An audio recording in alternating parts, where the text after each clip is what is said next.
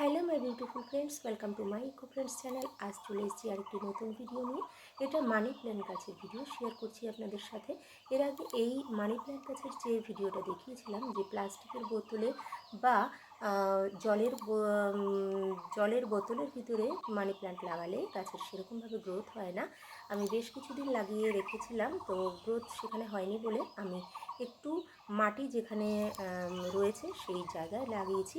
তো সেখানে এই যে এত সুন্দর গ্রোথ হয়েছে, তো সেটাই আপনাদের সাথে দেখাচ্ছি। আর এই পাশে এইটা যখন লাগিয়েছিলাম তখনও দেখিয়েছিলাম।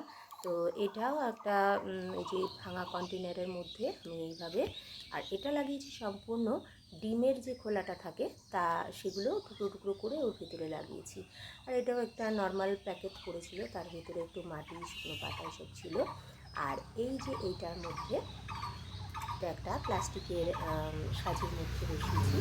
এখান থেকে সুন্দর গ্রোথ আছে, মানে প্রত্যেকটার মধ্যেই সামান্য কিছু মাটি বা শুকনো পাতা রয়েছে। আর ওটা আমি লাগিয়েছি ডিমের খোলার ভিতরে। ওটার ভিতরেও একটু একটু মাটি আছে, ওপর দিয়ে ডিমের খোলাটাই বেশি রয়েছে, মানে ডিমের যে ট্রেটা থাকে সেইটা। তো এইভাবে আমি লাগিয়ে রেখেছি। তো যে কয়দিন ধরে আমি লাগিয়েছি বোতলে কিংবা মাটিতে আলাদা করে, সেখান থেকে বোঝা যাচ্ছে যে একটু যদি মাটির ছোঁয়া পাওয়া যায় তাহলে প্ল্যান্টগুলো আরও ভালোভাবে গ্রোথ হয়।